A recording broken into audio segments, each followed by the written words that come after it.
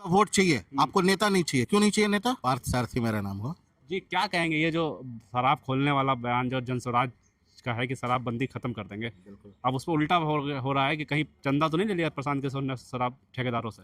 देखिए, जिन्होंने जिंदगी भर चंदा ही लिया है, बालू माफिया, शराब माफिया, तो उनकी सोच भी वैसे ही रहेगी। जिनकी जैसी सोच है उसी तरह से वो रिएक्ट करेंगे। उन्होंने, प्रशांत जी ने बोला है कि हम सबसे पहले शिक्षा सुधारेंगे। छोटे बच्चों से लेकर के 15 साल तक के जितने भी बच्चे होंगे उनको फ्री में शिक्षा देंगे। तो फिर वो बोलेंगे कि जो शिक्षा माफिया है उनसे पैसा ले लिया। मंगल पांडे के ऊपर उन्होंने आरोप लगाया कि बहुत ज़्यादा उन्होंने भ्रष्टाचार किया है। तो फिर वो बोलेंगे कि हॉस्पिटल में जो इक्विपमेंट्स यूज़ होते हैं उससे पैसा ले लिया। तो जिसकी जैसी नियति है उसी तरह का वो स्टेटमेंट देंगे। उसमें कोई बड़ी बात नहीं है। लगातार बयानबाजी कर रहे हैं, क्या वजह है? वजह है कि देखिए, भ्रष्टाचार में जो लिप्त आदमी है उसको पता है कि पैसा कैसे बनाया जाता है। वही बताएगा ना भाई मेरे, हम तो चोरी किए नहीं, तुमको क्या पता चोरी कैसे किया जाता है। अब हम करते तो हम बताते। तो मनीष वर्मा जी अपना रहे होंगे उसमें लिप्त, पैसा बनाए होंगे तो उनको पता है पैसा कहाँ कहाँ से उगाही करते होंगे, तो वो दूसरे को पर आरोप लगाना। लगातार जो प्रशांत किशोर भरे मंच से कहते रहते हैं कि 100 लोगों की लिस्ट है उनके पास, छोड़ेंगे नहीं। नहीं छोड़ेंगे। अभी तक उन्होंने, देखिए, जो भी पिछले 3 साढ़े 3 साल से जन स्वराज के मुहिम को लेकर वो चल रहे हैं, जितनी बातें उन्होंने बोली है उतनी बातें उन्होंने की है। कोई भी बात ऐसी नहीं उन्होंने करी है जो वो नहीं कर सकते हैं। उनके आप मुद्दे देख लें, उनकी बातों को देख लें, जो जो बात वो पहले दिन से बोल रहे हैं वो आज तक उन्हीं बातों पे टिके हुए हैं। ये नहीं कि कोई किसी मुद्दे से भटक गया। शराबबंदी पहले दिन से वो बोल रहे हैं कि खोल देंगे। भैया, शराबबंदी लागू तब होता ना जब वो शराब नहीं मिल रहा होता। घर घर में शराब मिल रहा है, होम डिलीवरी चालू है।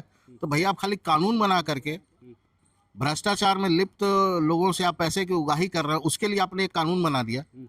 समाज में इतना बुरा हाल है जिसका कोई हिसाब नहीं है। 1,20,000 लोग जेल में आज भी बंद हैं। पूरे बिहार की अगर आप जेल की कैपेसिटी देखेंगे तो 1,10,000 है ऑन पेपर, और 1,20,000 आदमी जेल के अंदर बंद है सिर्फ शराब इशू को लेके। सोचिए उनके घर की क्या स्थिति होगी। जो लोग अंदर पड़े हैं उनके परिवार वालों की क्या स्थिति होगी, उनके घर की क्या स्थिति होगी। और जैसे मुद्दे कल एक मुस्लिम जनसभा भी की, उन्होंने कह रहे हैं कि 18% करीब मुस्लिम, तो 40 सीटें देना चाहिए। तो क्या इससे कोई फर्क तो नहीं होगा? जातिवाद, जैसा आप हिंदू हैं तो इसमें फर्क तो नहीं पड़ेगा कि उनका अधिकार की बात कर रहे हैं हमारे? क्योंकि और पार्टी है जो सेकुलर पार्टी है वो मुस्लिमों पर बोलने से घबराती है। मुस्लिम में आपको भैया वोट चाहिए 18%। कौन ऐसा पार्टी है जो बोलता है कि हमको मुस्लिम का वोट नहीं चाहिए?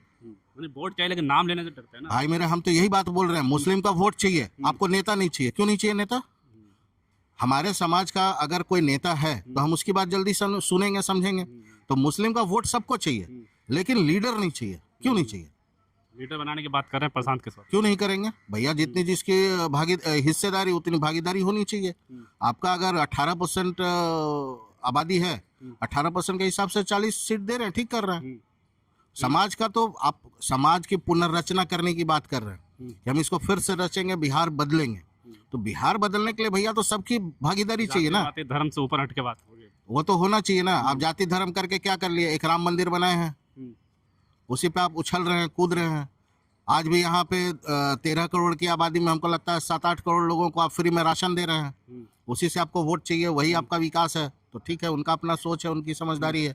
यहाँ तो बात कर रहे हैं कि सबको भागीदारी मिल रही है। समाज तो खुशखबरी दे दी ना जीएसटी कम करके, तो आम जनता तो खुश होगी। अब तो जीएसटी कम होगी, दिवाली के गिफ्ट सस्ते आएंगे। अब जीएसटी का प्रभाव आप 3 महीना बाद बात करेंगे भाई, कोई फर्क नहीं पड़ना है। जीएसटी का जहाँ तक हमको समझदारी है, जितना तक हमको जानकारी है, जीएसटी में कंपनियां कमाएंगी।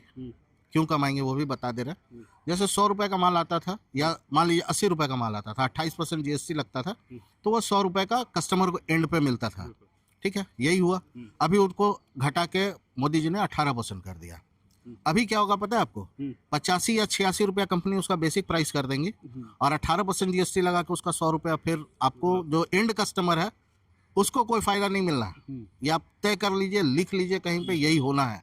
लेकिन थोड़ा सा वक्त चाहिए बिजनेस को, और बढ़ाने, जो बिजनेसमैन हैं, जो कंपनी है बड़ी बड़ी, उनको रेट इनहांस करने के लिए, बढ़ाने के लिए थोड़ा सा वक्त दीजिए, वो बढ़ा के फिर उसी जगह ले आएंगे। क्या लगता है, जिस तरीके से अभी भी चुनाव सरगर्मी तेज है, लेकिन प्रत्याशियों के इंडिया गठबंधन और एनडीए में अब तो बैठक शुरू हो गई कि कौन कैसा होगा, तो क्या जनस्वराज भी बैठक शुरू हो गई क्या? जन स्वराज की तो टिकट की घोषणा हो जाएगी, घोषणा होना शुरू हो जाएगी। 10 दिन इंतजार कीजिए। 10 दिन बाद घोषणा शुरू हो जाएगी। हाँ हाँ, पहला लिस्ट हमारा जारी हो जाएगा 10 दिन के अंदर, हम्म, बस इंतजार कीजिए। तो क्या लगता है जैसा अभी जो वोटर अधिकार यात्रा हुई है, तो इस बीच में क्या राहुल गांधी का अस्तित्व बिहार में बढ़ा है क्या कुछ?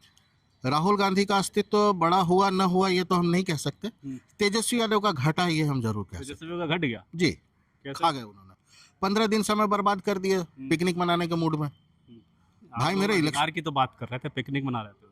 वो पिकनिक ही मना रहे थे, अधिकार यात्रा नहीं कर रहे थे। वो अपना राहुल जी के साथ अपना बैठ करके जो भी कर रहे हो, लेकिन उससे कोई फायदा नहीं होना है किसी को भी। तो क्या लगता है आपको भरोसा है कि अगर जनस्वराज सत्ता में आती है तो शिक्षा और पलायन पे सबसे पहले काम करेगी, या पहला काम क्या होना चाहिए? देखिए 5 मुद्दे हैं जिस पे जन स्वराज लड़ रही है। जो जन स्वराज पहले दिन से प्रशांत जी बोल रहे हैं कि इन्हीं 5 मुद्दों की हमारी बात होगी, जिसकी बात उन्होंने जनता से भी की है।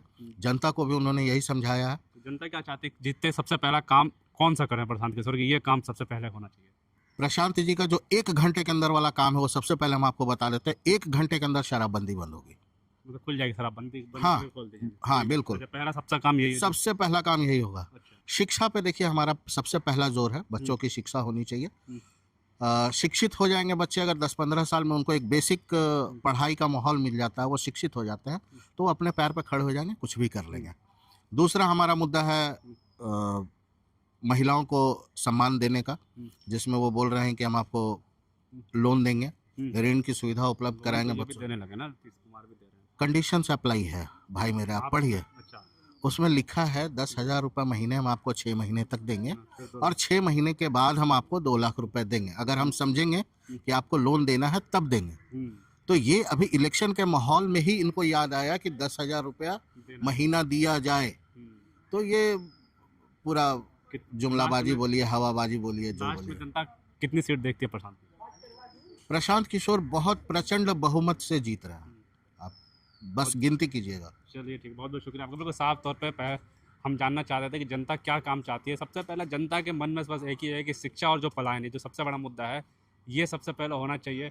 और रही बात, चुनाव बहुत करीब है, सीटों का अनाउंसमेंट भी कुछ दिनों में हो जाएंगे। हर पार्टी अब मीटिंग कर रही है, जैसे ही उस पर अपडेट आएगी हम आपको उसकी खबर भी देते रहेंगे।